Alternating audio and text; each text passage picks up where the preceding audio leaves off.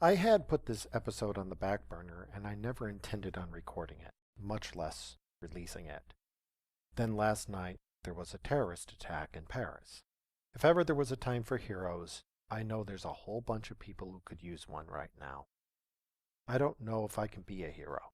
I was to someone once, maybe I can be again. I can't do anything amazing. I can't change the world. I'm not really anybody special. If anything, I'm more broken and screwed up than most. My wife once told me, it doesn't matter what you say. What matters is what your audience hears. I thought I understood what she meant, but I didn't until today. Not really. When we communicate, whenever we say, do, or commit any form of communication, we create something. We send it out into the world. With luck, someone receives that thing. We are responsible for that thing. Right now, there are 8 dead men in Paris who sent out a message. The message they wanted to send out was fear and pain. After sending out that message, they killed themselves because they were cowards and didn't have the conviction to face the consequences of their message. They created a powerful message, and they let it go run wild amok across the world. I sit here with my laptop and I ask myself, what can I do against such hate? How can I fight something so inhuman and cruel? I feel helpless, like last time. As I watch the events unfold on television, as I watched the body count creep higher, as I watched, I realized I could do something. I am a storyteller. They told their story, and now I will tell another. I will give you a message. I have created it specifically to protect you. I will send it into the world, and while few will hear it, I know that I am not the only teller of stories. Others will tell stories as well, and when enough stories have been told, I will stand at the edge, I will stare into the abyss. The abyss will blink first. I will howl into the darkness. Hopefully, my story will lead someone back into the light.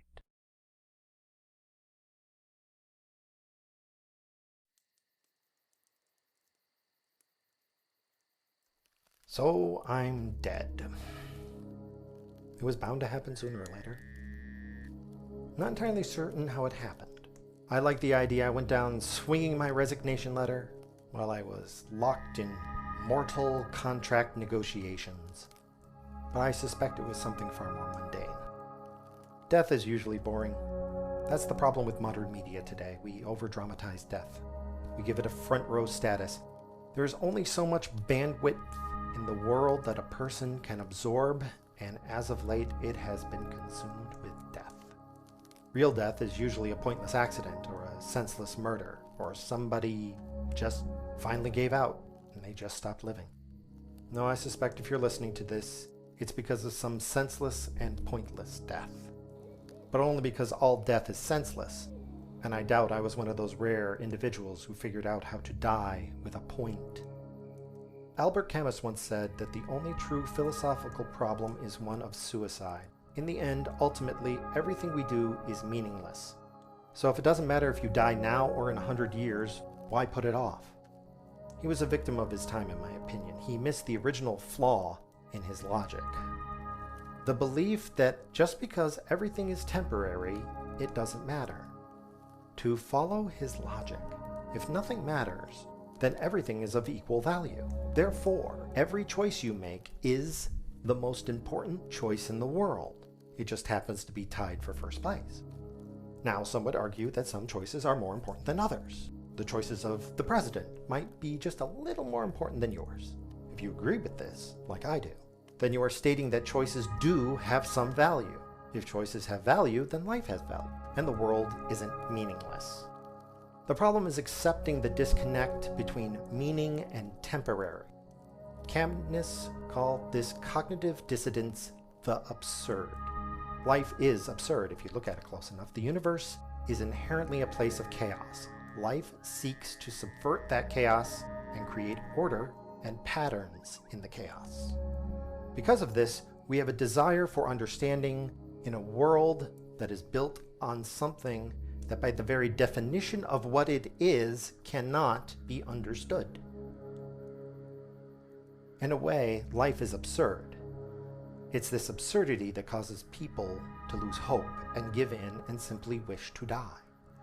We can endure almost any amount of pain if we believe there is a good enough reason. The universe has no permanent reasons, fundamentally. So you are left with two choices, denial or acceptance. Denial comes in three flavors. First is ignorance. You simply choose to ignore the absurdity. Everything is fine, don't think about it. Just keep your head down and move on. The second is anger. You decide that you will rage against the absurdity and try to impose your order on it. The third is bargaining. You try to make a deal with the absurdity. You create a narrative. You make a sacrifice.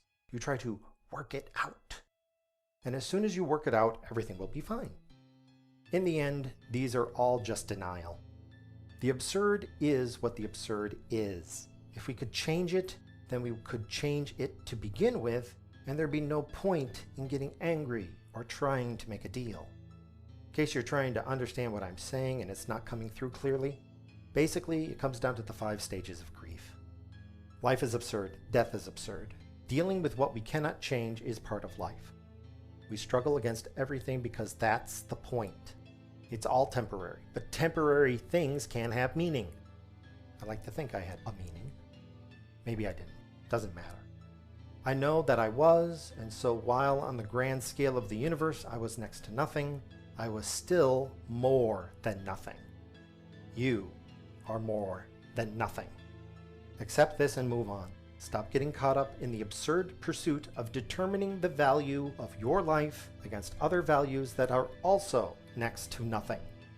We are all temporary things living in a temporary thing that means something and may someday no longer mean what it did. My meaning is over. Your meaning continues. Maybe I meant nothing to you. However, you all meant something to me. Every person who hears my voice, every life I have touched, every drop of rain that has landed on me instead of landing on the dry, parched earth. I had an influence that extends out into the eons that I will never understand, nor do I need to. You don't need to know either. You are, you live, you exist. You have meaning. Do not waste your time on me. Move past the stages of depression and denial and move on to acceptance. There are things we cannot change and things that we can. Focus on what you control, relax about what you cannot. Enjoy this state of temporary meaning for as long as it lasts. Then try and enjoy it just a little bit more.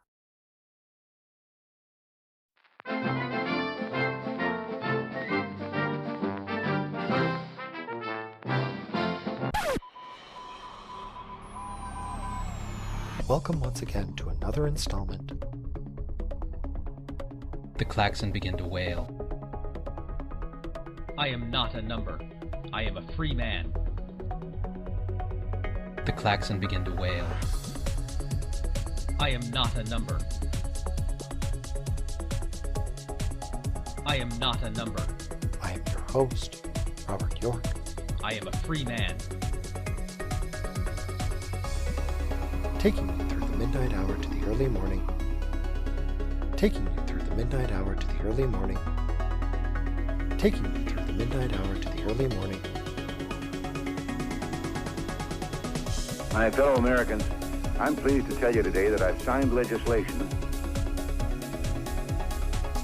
We begin bombing in 5 minutes. As you listen to The klaxon began to wail. We begin bombing in 5 minutes. as you listen to the radio station.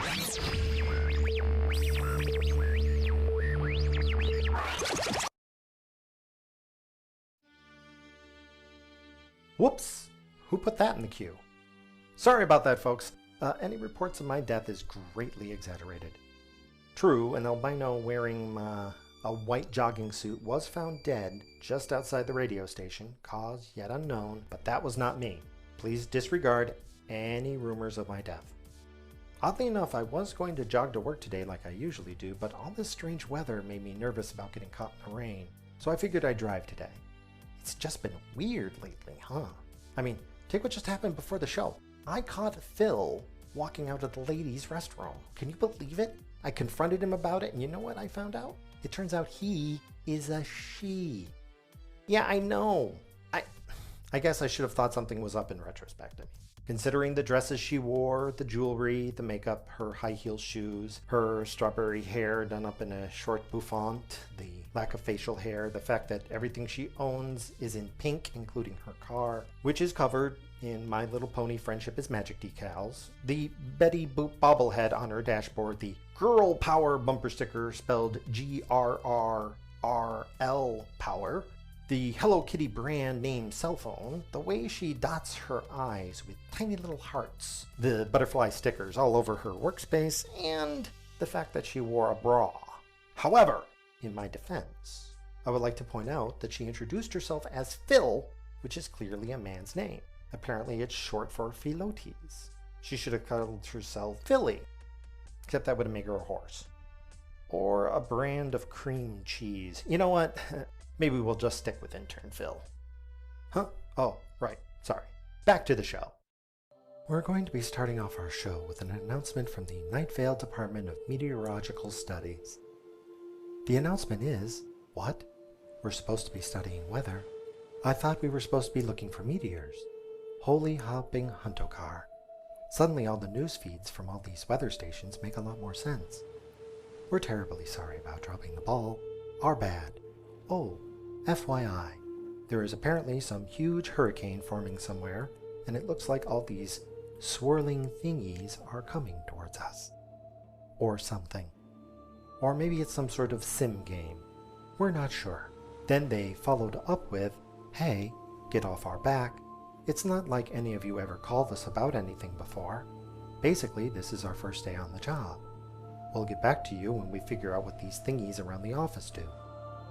He concluded by muttering under his breath some sort of unkind comment towards the reporters in attendance, then itched his nose with only his middle finger before departing in a huff.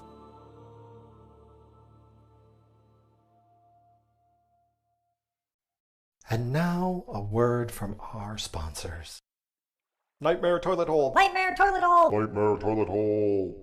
Are you tired of people dying on your toilet and having to deal with the embarrassment of a coroner having to walk the body out past your guests? Do you need some way to discourage people from using your toilet? Or even better, a way to motivate your children to do as they are told? Then you need the Nightmare Toilet Hole. We come into your home and install a hole directly in front of your toilet with a trapdoor. The trapdoor comes with a remote with 2 settings. The disposal setting is perfect for when you have a dead body on your toilet. Just press the button and watch the dead body slide away into a discreet containment area. The second setting is great for a practical joke as it causes a low growl to emit from the Nightmare Toilet Hole before causing mist to leak out from the crack right before it slowly begins to open and a horrible evil light seeps out. If your guest hasn't had a bowel movement, he will now.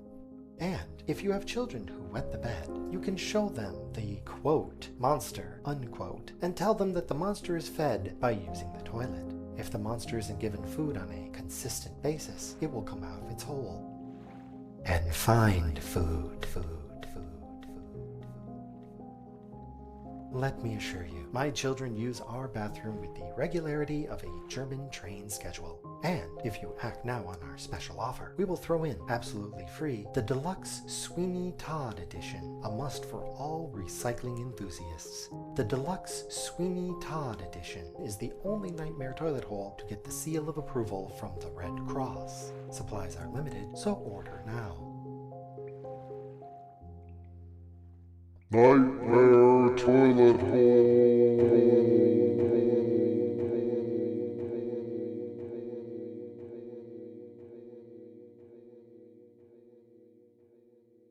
This has been a word from our sponsors.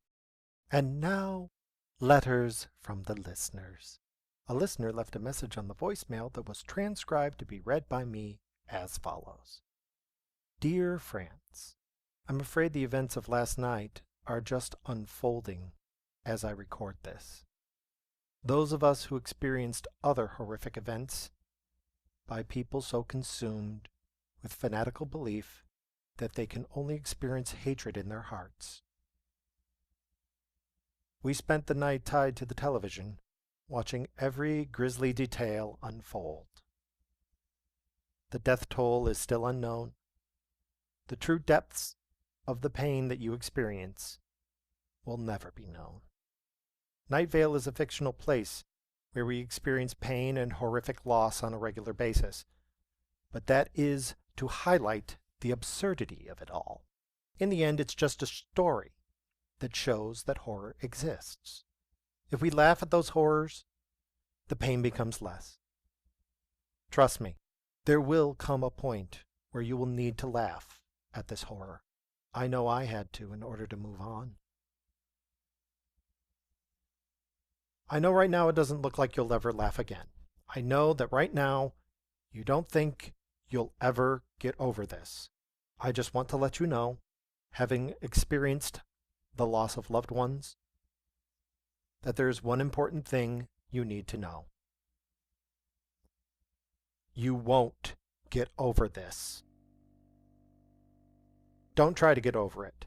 Getting over it is what you do when you want to forget something, when you want to put something away in a box and pretend it never existed. Don't even try. I tried. I failed. You will never get over it.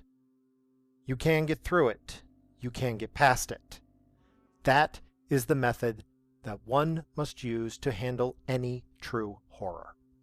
From the most extreme loss of life at the hands of those who are consumed with the worship of death, to the most petty of pains suffered at the hands of those who simply are ignorant of the injury they inflict with their casual cruelty. You have to accept your pain for what it is, if you ever hope to heal from it. You can get past pain, but only if you deal with it, not avoid it. Life is suffering. Life is also joy. You are experiencing more than the loss of life and loved ones, but of innocence and illusion. We can do what we can to protect ourselves as much as possible, but in the face of madness, it is impossible to truly be safe. Only by becoming as insane as your enemies can you hope to protect yourself perfectly. However, that is the path to becoming your enemies. Once you do that, there is no turning back. I have no kind words other than you will endure. You will mourn. You will clench your fists. You will ask, "What can I do?" You will feel helpless. The anger will grow. That is when your resolve will become firm and you will make your choice. It might not seem like it right now, but you will become stronger for this. You will be better. You will improve. You may fall victim again, or you may never be tricked again. It doesn't matter. Don't fall prey to looking for meaning in madness. There is no meaning. There is no point. There is no higher purpose. You aren't being punished by God or fate or karma. You didn't have this coming.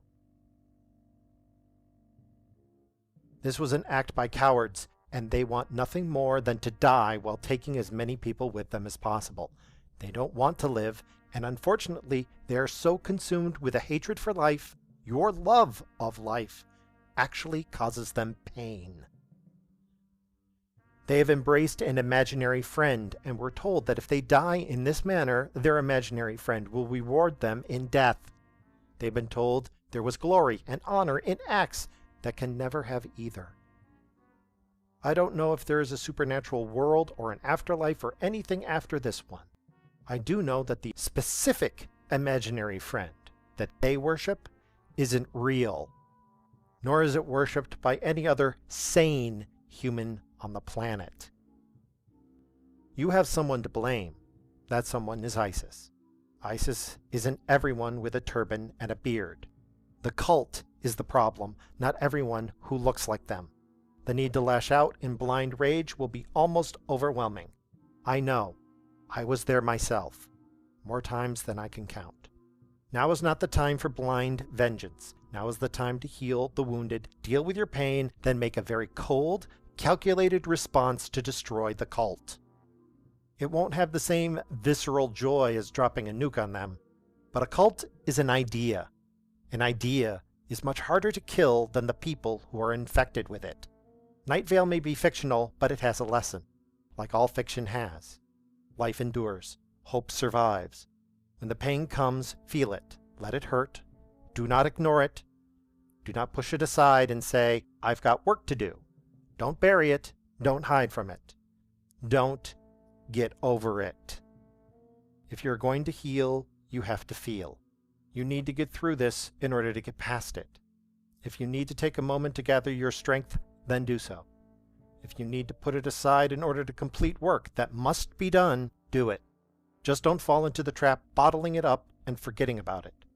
It's easy to simply push past something and never look back, hoping that if you do nothing but focus on the current task at hand, you can forever put off having to deal with the pain. All that does is leave you with a wound that will never heal. I hope my words can give you some solace in your time of need. All I can say with certainty is that I understand. Not that I know your pain, I simply can relate. With time, it will get better. There is always something horrible about to happen. Don't let that stop you from living. With most heartfelt condolences for your loss. Night Vale. This has been Letters from the Listeners. And now, traffic. Wait here, I'll be right back. I regretted my phrasing immediately since I knew she was not one who tolerated commands, but I was already committed to my course of action. I let down my luggage carelessly, and before it had landed I had run halfway to my room. I was followed by a light thump as they fell over, inadvertently and unintentionally, making it difficult for someone to pursue me. I swung myself into the darkness of my soon-to-just-be-a-memory room, crouched in front of my desk, then reached into the inky void that was my bookshelf. It would have been helpful to flick the lights on for just a second to get a snapshot of what was in front of me, but annoyance was radiating from down the hall, and I had a feeling I was pushing her very close to her limits. I ran my fingers over pages and covers, feeling for the right texture, the right thickness, the right familiarity. Given the right amount of familiarity, fingers can be good eyes in the dark. In this case, my hands had spent more than enough time with every single item on this shelf. A few seconds of shuffling and 3 annoyed huffs from the hallway later, my fingers stopped on the glassy cover that I had sent them hunting for. Smiling, I reached deep before I pulled the book out and laid it on the desk in a single, smooth motion. It's important to do these things in the right order. To get this part right, I needed light because fingers, as good as they are at picking up on shapes, can't pick up colors.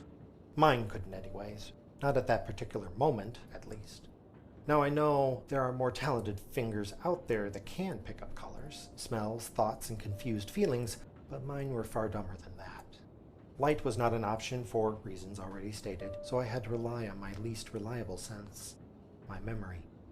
Most people don't realize memory is a sense. They think of it as an event, or as a process, or even as a curse in certain circles. They are quite wrong. Memory is a sense as useful as any of the others. Some people I know can remember things before they happen, and have the good sense enough to do something about it.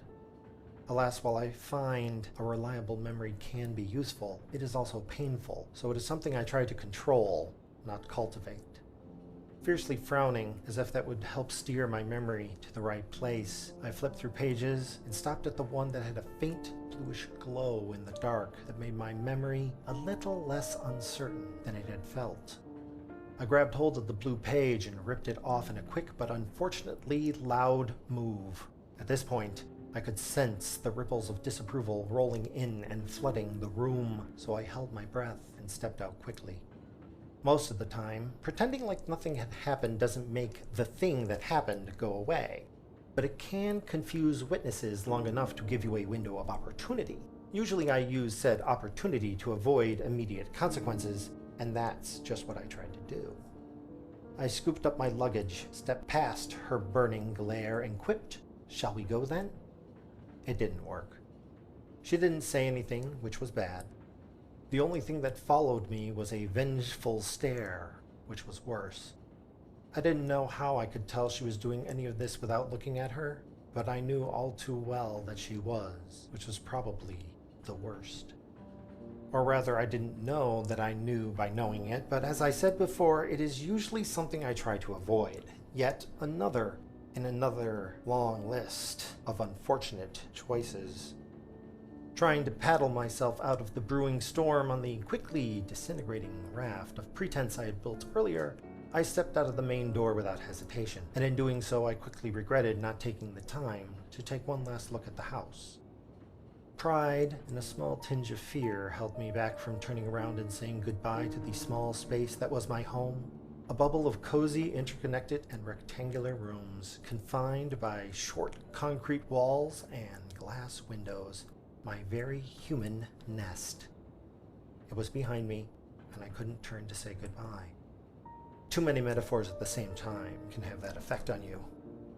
One should say goodbye, especially when you know this to be your last opportunity to converse with a subject. You might not think that one should say goodbye to a place, and normally one would not. However, this place was a place of memories, and when they are interconnected in a fashion to become a home, it is best to say goodbye. It gives you a sense of closure, a bookend to place around your thoughts. Otherwise, your judgment might get muddled. How often have you found yourself thinking about events at places beckoned by a smell, or a sound, or a trick of light? Such unwanted intrusions can be avoided with a simple farewell. Standing there, under the light of stars and foggy moons, with thoughts of home and smells of earthly night running through my head, a new wave of emotion was building inside, which I knew, if not restrained, would stop me from taking another step. So it was fortunate that the Red Lady stepped out around the same time. She was still holding her vindictive, "I can't believe you just did that" stare. She didn't say anything, paused for a moment next to me, then walked away in long, swift steps. I didn't want to go. I didn't want to follow this strange woman into the unfamiliar world she was leading me to, but she had an invisible cord connecting me to her that pulled me unwillingly, or perhaps absent-mindedly, after her. For all I knew, I was still there, standing on the porch, my feet on the welcome rug. To be honest with all of you, in a way, I still am. I caught up with her seconds later, feeling a small but quickly growing knot in my chest. She must have sensed it because she tried to distract me. "What did you go back for?" she demanded to know. It wasn't that she cared for what I had gone back for or for my feelings. She just didn't want to have them surface while I was in her presence. A preemptive strike on her part. "A map," I replied. "A map? Of what?" "A world map." The next sound could only be described as a snort, although I'd be hard-pressed to tell you from where it originated. "Where did you get it from?" she asked with a slight hint of surprise in her voice. "My geography textbook." "What part of the world does it map out?" "Just Earth." She rolled her eyes, except she didn't exactly do the human gesture that is the rolling of eyes. Instead, her ears flicked forward and her nose wrinkled, but somehow, slightly unsettled, I realized I knew what the expression meant. "So that's what you call the world?" She shook her head. "There's a universe of immeasurable space, and that's what you call it. Dirt. It's the only world I care for." She turned to me without stopping and studied my face with curiosity and disappointment. I diverted my eyes quickly and pinned them to the ground. I was angry. I was scared. I was standing on the line in defense of my world. "No wonder," she replied coldly. She started to walk faster. I didn't match her pace, letting the gap between us grow larger.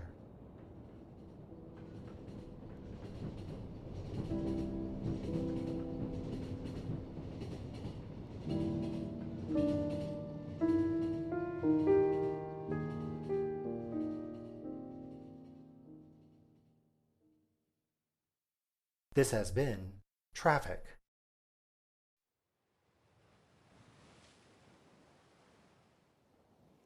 Listeners, the Night Vale Department of Meteorological Studies has just issued an urgent warning that reads as follows. Seriously? We just press this button and it sends out a message to all media outlets? Oh, that is so cool. Hi Mom. What? Oh, right. We've been looking at our highly scientific weather monitoring equipment, including the thing with the sweeping beam, the spinny pointy things, and the device that goes ping. We have detected a low-pressure system that is moving towards Night Vale at a great rate of speed, and it will hit the town in less than an hour. What makes this hurricane so amazing is that it is full, and by full, I mean jammed-packed with, get this, angels. I'm serious. It's full of actual angels. I'm going to be famous. Hey, I get to name it, right? Ooh, how about an Angelicane? I like that. Rolls off the tongue. Angelicane. Say it with me. Angelicane. Anyway, the angels are swelling around and, hey, what are you people doing in here? What do you mean angels aren't real? We have a clear reading on this device, right? Holy glow cloud. Why are you shooting the device that goes ping? Do you have any idea? Wham. Ow. Wham. Ow. Wham. Stop it. Wham. Okay. I'll say anything you want. Just stop hitting my head against the... And that's where it ends. Oh, wait. Another emergency message just came over the wire. Sorry about that. Disregard the previous message. We were wrong. Everything is fine. Go about your day. Or night in this case. Well, I guess that means we have nothing to worry about.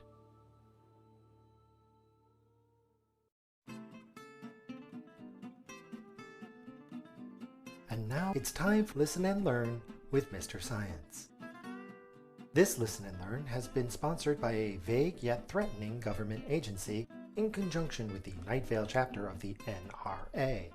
Let's tune in and listen live as Mr. Science, once and for all, proves beyond a shadow of a doubt that guns do not kill people.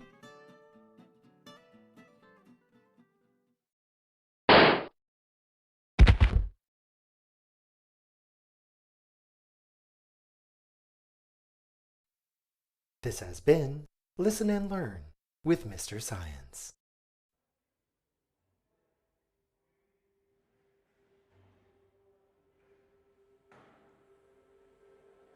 Listeners, things are totally out of hand, or rather not out of hand. I am totally not allowed to tell you about a giant white glowing whirlwind that might be lashing our town to pieces. I would be completely out of line to tell you that an Angelicane is raging all around us, and it is only a matter of time before this non-existent, incredibly destructive force doesn't wipe us out. Nothing to worry about. Everything is fine. A hurricane filled with angry angels is not raining holy hellfire down upon us. We are not the subject of divine fury. However, I can point out that tonight is the first time ever they fired up the new Night Vale hockey rink. They're testing some of the facility, and, as you may remember, it is kept cold by the use of channeling old spoiled liquid hydrogen straight from the pulsar facility. Which reminds me, if anybody starts experiencing time periodically rewinding itself for no apparent reason, it is highly recommended that you do the exact same actions as before, or you might accidentally create two of yourself. If that does happen, just remember that one of you has to die. Or you will both go slower and slower, or from the point of view of the universe, you will go faster and faster, until you view everything as either going infinitely fast or you've become frozen in time. At which point you will explode in a burst of microwave radiation, which oddly enough is what they are using to keep the nachos warm in the concession booths around the hockey rink. I mean, who likes cold nachos? I'm sure, right, seriously? But I digress. The events of this evening seem to be finally drawing to a close. The window from my broadcast booth has an excellent view of the empty expanse across the ravine, which always struck me as a little strange because my broadcast booth is located in a disused bathroom in the steam tunnels. Regardless, there appears to be a gathering in the expanse. Normally it would be difficult to make out, except the glowing lights of something non-existent is making the night as bright as day. It's easy to see the many figures wearing official government suits with collars turned up against the unpredictable gusts of wind and sheets of rain. There appear to be two factions. One's dressed in gray, and one's dressed in black. These are clearly agents from both the vague yet threatening and vague yet menacing government agencies that have been having their clandestine interdepartmental rivalry here in Night Vale. This appears to have all the makings of a final showdown. They have gathered here just as nothing gathers overhead. They have gathered with suitcase nukes and strange, shimmering metallic devices that are not of this world. Cover is being taken. Glowing shields are being erected. They have guns. Oh, so many guns. Vehicles are arriving. Vehicles bristling with strange projections and antennae and discs and what I can only describe as large-bore projectile weaponry. Overhead, the sky is filling up with disc-shaped crafts and silently hovering black helicopters. Above them, the void is gone, replaced with a swirling of building energies filled with darting figures that couldn't possibly be angels. I believe I have read about this in future history class. This must be that first incident, the incident that started the Blood Space War. I never thought that I would live to witness this. Here I am, at the start of an era of endless horror, and all I can do is stand here. Actually, all I can do is stand here. I seem to be frozen in place. I am unable to move. I am unable to turn away. My body is no longer following my commands. I am compelled to witness. I am compelled to chronicle these events. Well, that is my job. I would be lying if I stated I was comfortable here. Still, I have no choice but to watch. Oh. In my reflection in the window, I can see something behind me. It is the red light of a laser. It is playing along the wall behind me as if searching. It is searching for a target. I fear that target is me. I can see why those gathered in the expanse would want to silence any witnesses, and unfortunately I have been broadcasting my position all night, so in retrospect, I did bring this on myself. My sudden incapacitation could not have come at a worse time. My heart has leaped into my throat. The light is moving closer, closer, and no, I shall not go out like this. I am a reporter. A reporter reports. He doesn't lament his own misfortune. So, for as long as I can, I shall report. In the expanse, the gathered are still. All are silent, eerily silent. There seems to be... No, I think they're just waiting for some sort of signal, an order, a gesture.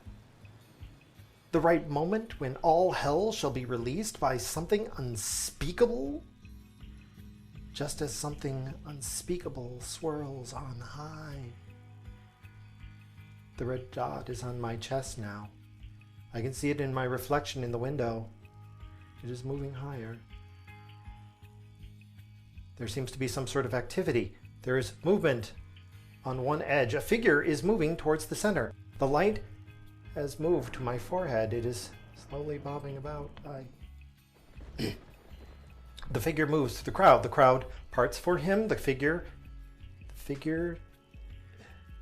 is dressed in a suit like all the others, but his suit is all white. It's hard to make out the details with the laser dot occasionally moving over my eyes and temporarily blinding me. I fear this evening's broadcast is about to be cut short, so I do apologize for any inconvenience this may cause you, dear listener. I'd ask somebody to set up a pre-recorded message, but everyone else has taken shelter from where... Well, I suppose it doesn't matter. Now that I think about it, if this all unfolds, will there be any shelter anywhere that would be adequate for the process of survival? The figure has moved to the center of the gathering. He stands there, unmoving, just like the dot that has moved to the center of my forehead. Both are steady and unmoving. Both seem to be waiting for a movement, waiting for something, waiting for a signal. Nothing is happening. Nothing is happening. Listeners, nothing is happening. except that my heart is beating so hard I can feel it about to explode out of my chest. The terror I feel is so intense, it seems to be a very palatable and physical force that is actually manifested in front of me as the sum of all my fears and nightmares. I cannot look away. I cannot move.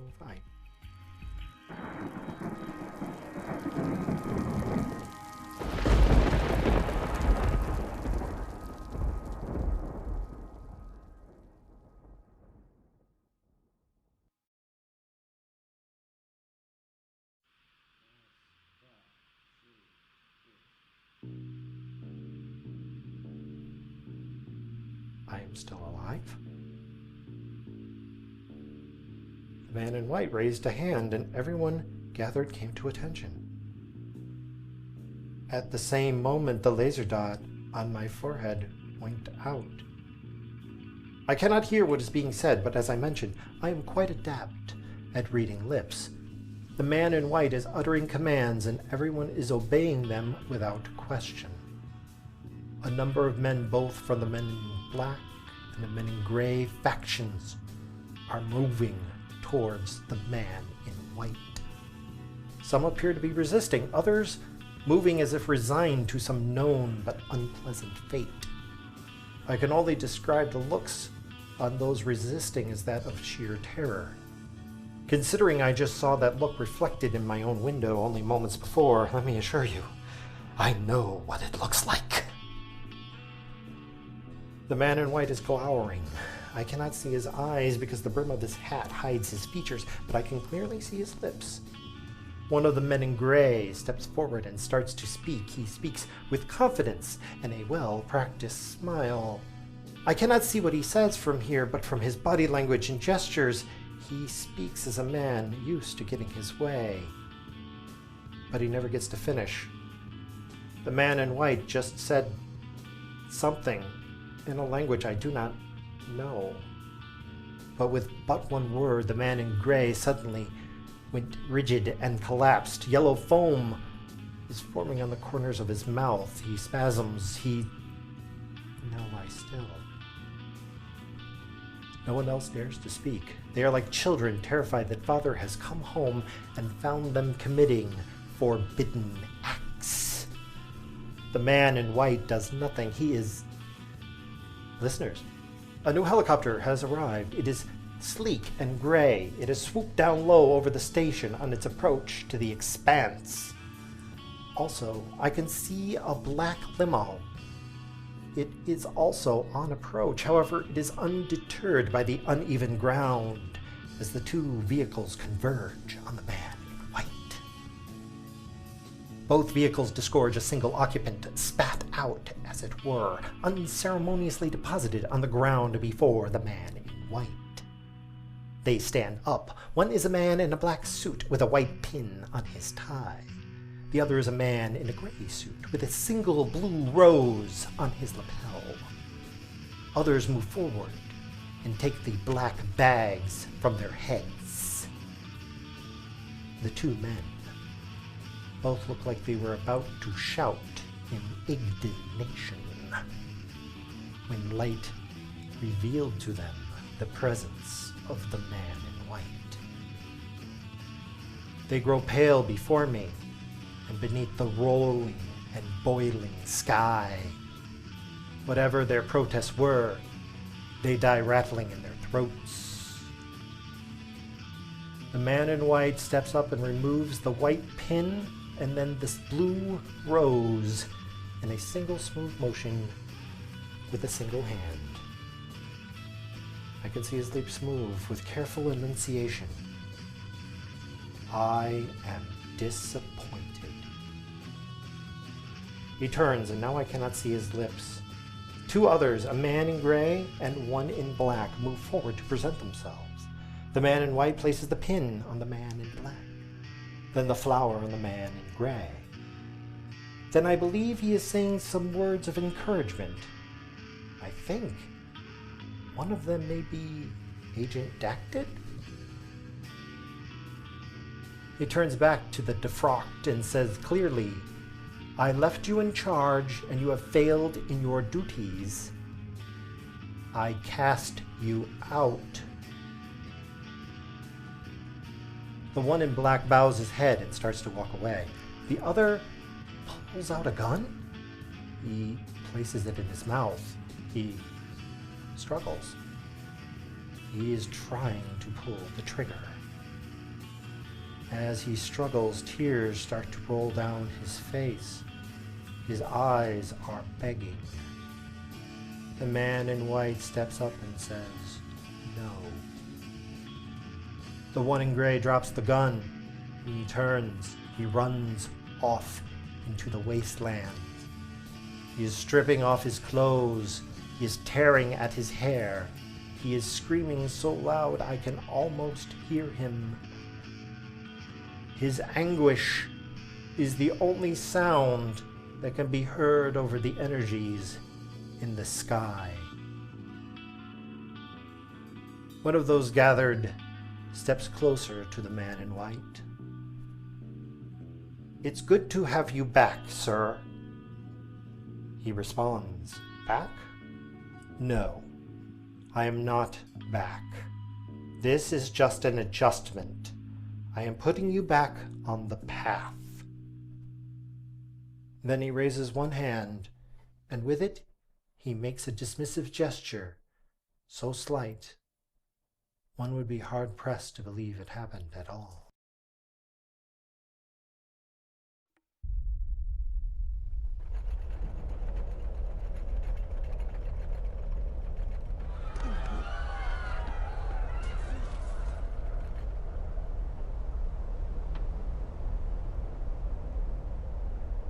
Listeners, the storm has finally arrived in full force.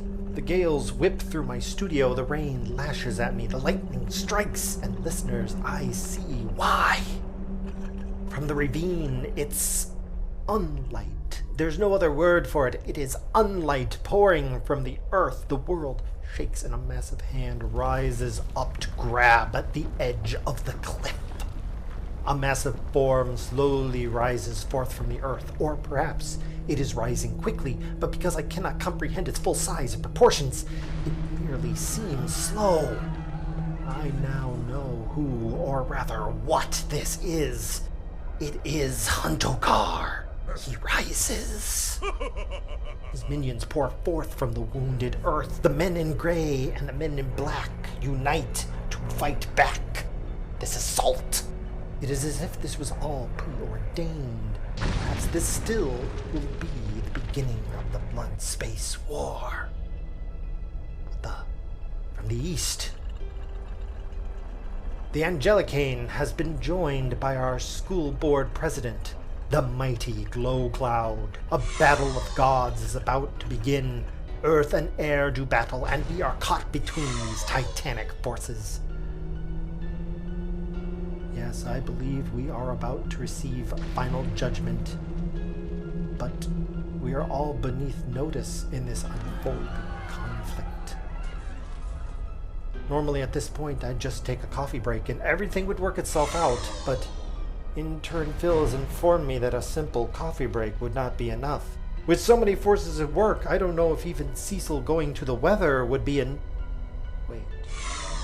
What was that prophecy that intern Agnew was babbling about? Yes, of course. If I could only get to Cecil's booth. But it's so far up above him. No, the window.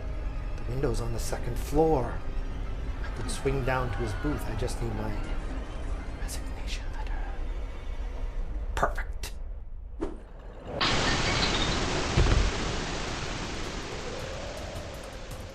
Alright, all I need is one of Cecil's old weather reports and... Listeners, this is Robert York, your host. I am attempting to do the impossible. I've checked the capacitors, and everything's on full. I am going to take a coffee break during a weather report. This has never been done before. I suspect I will not survive. I'm not even sure if the station will survive, but it is our only hope. However, if this is to be my end, there are just two things I want to say. First, know that it has been an honor and privilege serving my community here at this radio station. I truly treasure my time here behind the mic, and I value every listener, all 6 of you. And second, I take my coffee black.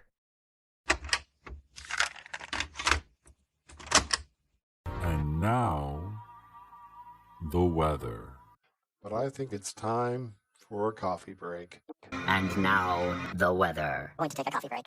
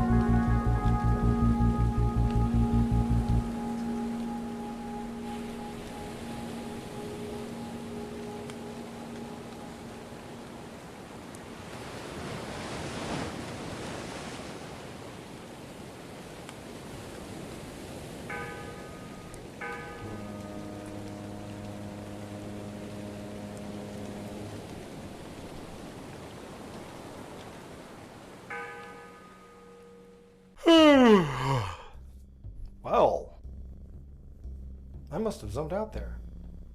My, look at the time. Oh, it seems like the evening got away from me. Oh, I didn't realize things were getting so late. Well, another boring, uneventful night has come to a close.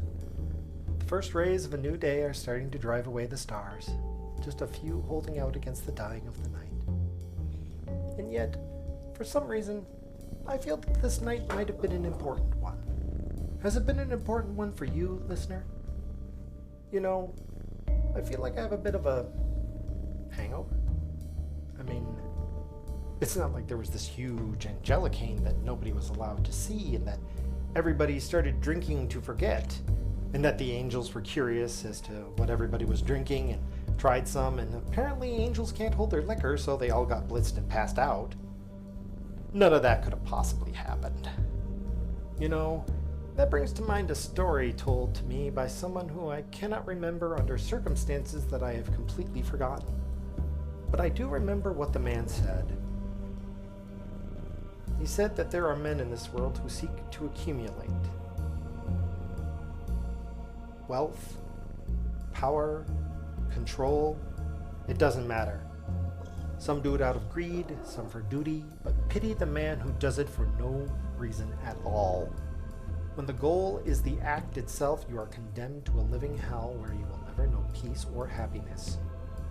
If such a man is lucky, fate will see fit to give him a connection. He will learn to think about the future, not for himself, but for those he loves. Such a man may come to hate what he once was, and seek to hide that man, bury him. Then he might become the man he wants to be, a simple man, a humble man, a man who gets what he always wanted, a family. Perhaps he devotes himself to helping others and his community. But such a man is not a fool. He knows his old life may come back to haunt him. Pity those who make him come out of retirement. They may discover just how much power he still commands. Or something like that, I forget. I'm just paraphrasing. As for the studio, we would have had a huge flooding problem if it weren't for the appearance of thousands of empty coffee mugs to catch all the water from the non-existent Angelicane. You know, I'm beginning to think these coffee mugs are some form of antibody that the station makes to protect itself. As we speak, ceiling squids are reaching down and taking the coffee mugs full of rainwater away to destinations unknown. So if the mugs are the antibodies and the squids are the lymphatic system, that would make our program the spleen. Huh.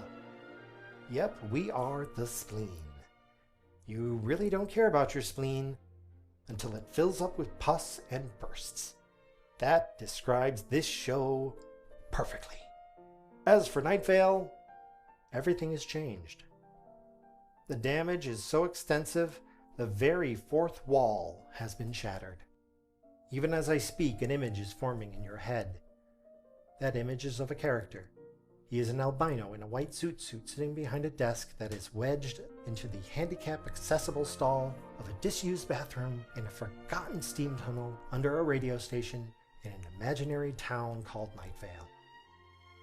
On one wall is a window that looks out the second floor of the station, and you accept it without question.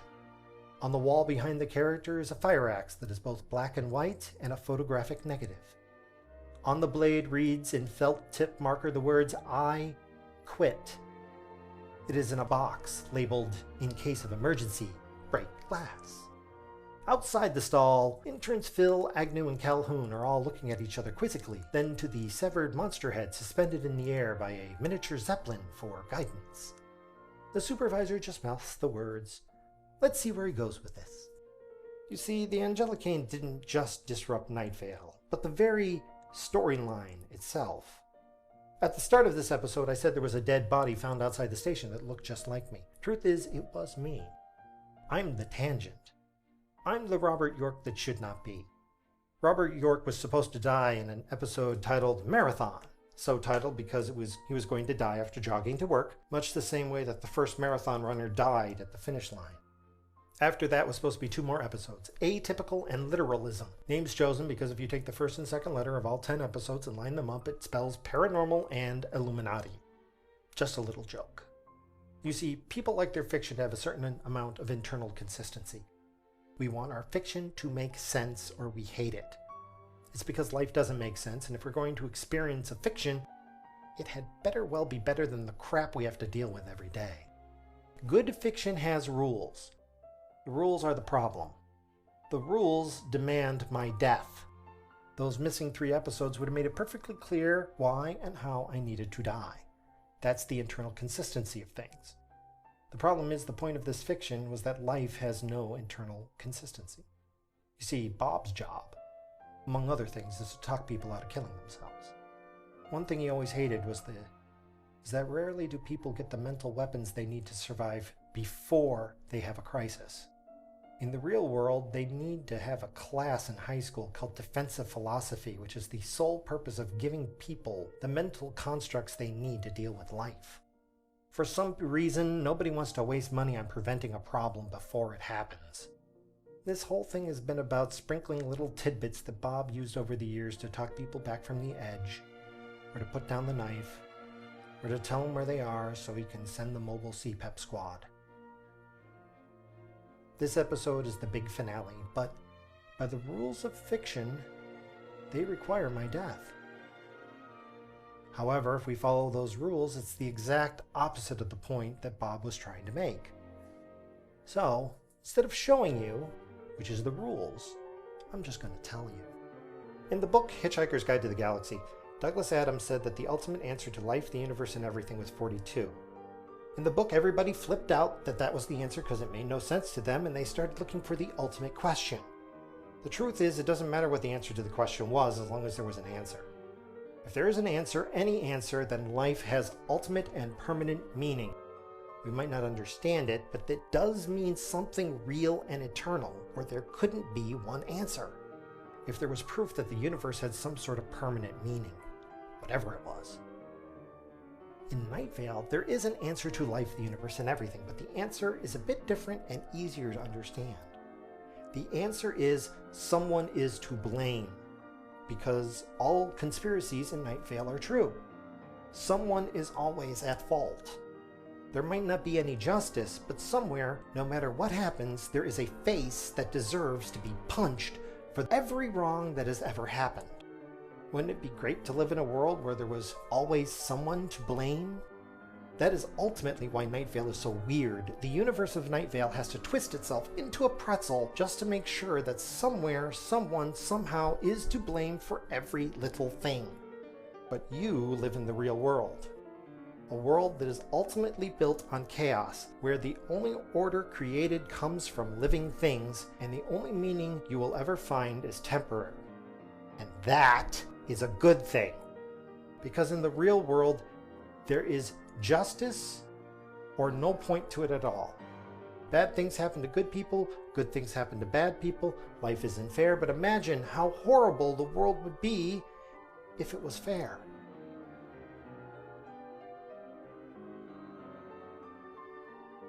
A life that was fair would always require someone to blame. On top of that, you'd need to make sure they were justly punished.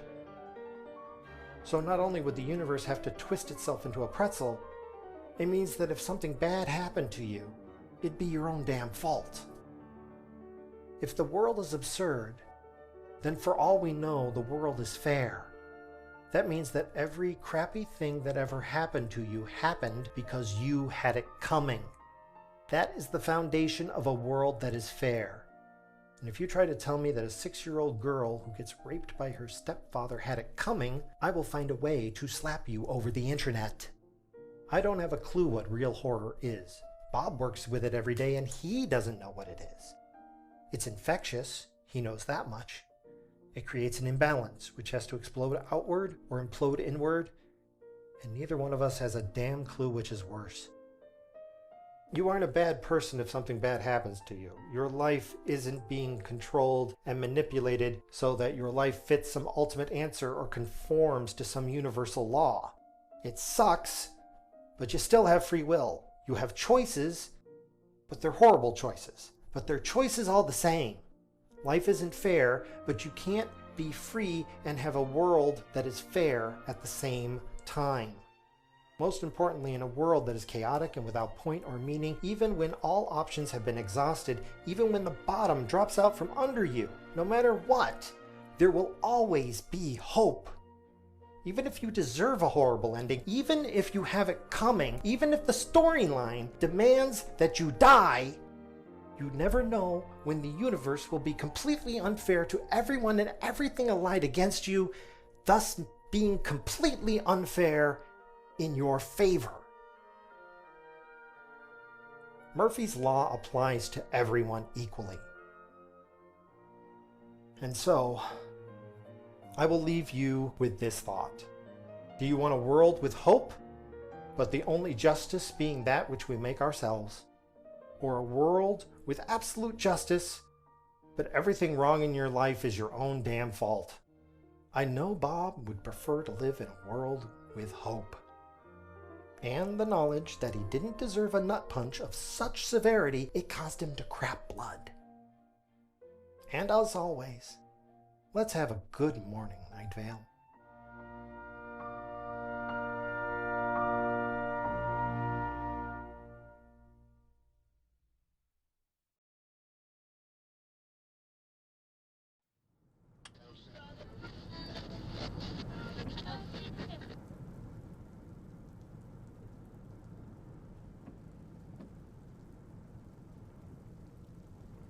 Good Morning Night Vale Tonight is a fan-created audio drama based on Welcome to Night Vale, as owned and produced by Night Vale Presents from the guys over at www.commonplacebooks.com. Some music was from my computer, some from Google Free Play. A bunch was from the Free Music Archive, but also a special thanks to Morteth for allowing me free use of all of his cool tunes. The Coffee Weather was The Angelicane, a remix created by me. Originally, I promised a 10-episode show. The first 10 episodes of Welcome to Night Vale were 3 hours and 44 minutes. I've clocked in at over 6 hours, and you have no idea how much I've cut out. Well, this wasn't where I was planning to wind up, but here we are. At this point, Robert York is going to continue happily broadcasting from obscurity, and this version of Night Vale is going to meander along on its own for a while.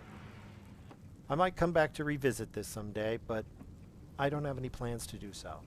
I only have so much available time, and as far as I'm concerned, Good Morning Night Vale Tonight is going on hiatus.